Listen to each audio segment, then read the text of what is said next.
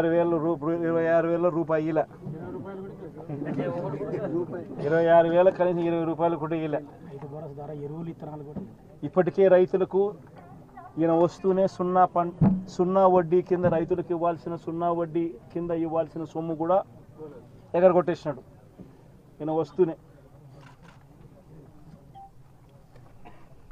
ఈ నేపథ్యంలో ఇక్కడ చూస్తే పరిస్థితి చూస్తే ఇక్కడే ఇంటిగ్రేటెడ్ కోల్డ్ స్టోరేజ్ కనిపిస్తుంది. పులివెందల అన్నది అరటికి సంబంధించి రాష్ట్రంలోనే అత్యధిక సాగు చేస్తూ ఉన్న ప్రాంతం ఏదైనా ఉంది అని అంటే అరటి సాగులో పులివెందల రాష్ట్రంలో నెంబర్ 1. పులివెందల అరటి సాగులో ఇక్కడ పులివెందల రైతులకు మంచి జరగాలనే ఉద్దేశంతో మా ప్రభుత్వ హయాంలో వైఎస్ఆర్సీపీ ప్రభుత్వ హయాంలో 25 కోట్ల రూపాయలు పెట్టి ఇంటిగ్రేటెడ్ కోల్డ్ స్టోరేజ్ కూడా పెట్టడం జరిగింది. మా ప్రభుత్వం ఎలక్షన్లకు పోక మునిపే దాన్ని ప్రారంభించడం కూడా జరిగింది.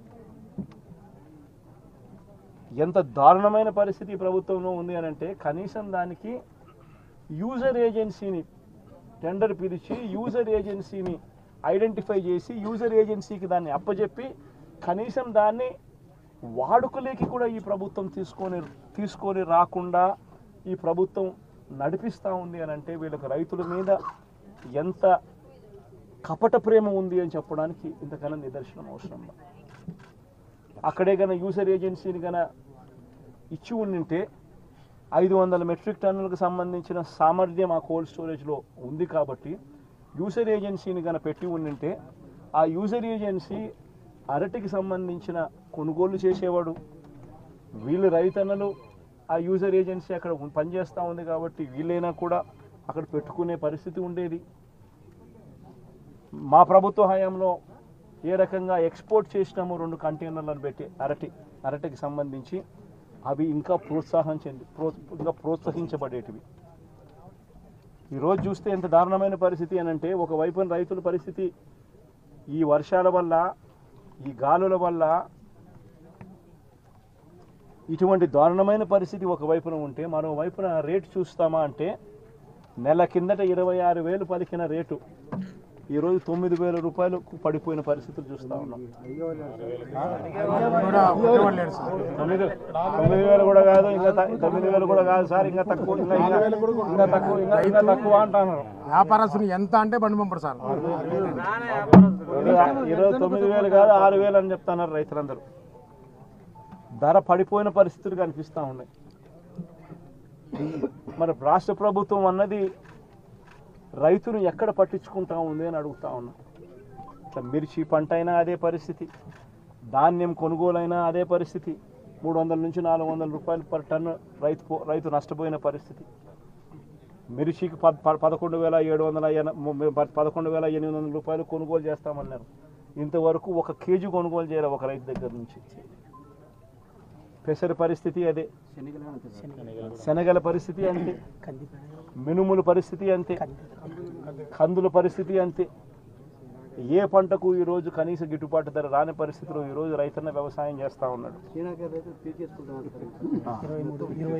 రైతన్నలకు చీనీ చెట్లకు సంబంధించి గతంలో ఎప్పుడు చూడని రేటు వైఎస్ఆర్సీపీ హయాంలో రేట్లు వస్తే టన్ను ₹1,00,000 75,000 రూపాయలు అమ్మిన రోజు నుంచి చూస్తే సూట్ అనేది లేకోకుండా, కమిషన్ అనేది లేకుండా కొనుగోలు చేసే పరిస్థితి గతంలో ఉంటే ఈరోజు 23,000, 15,000, 18,000.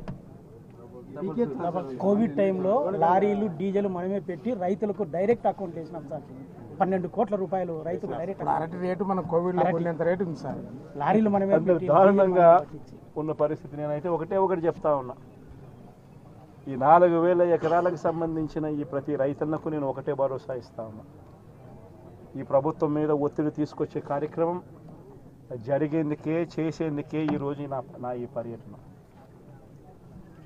ఈ పెద్ద మనిషి చంద్రబాబు నాయుడు గారు రైతులకు ఇవ్వాల్సిన ఇన్పుట్ సబ్సిడీ ఖచ్చితంగా ఇవ్వాలి, ఇన్సూరెన్స్ సొమ్ము కూడా ఖచ్చితంగా రైతులకు అందరికీ కూడా రావాలి.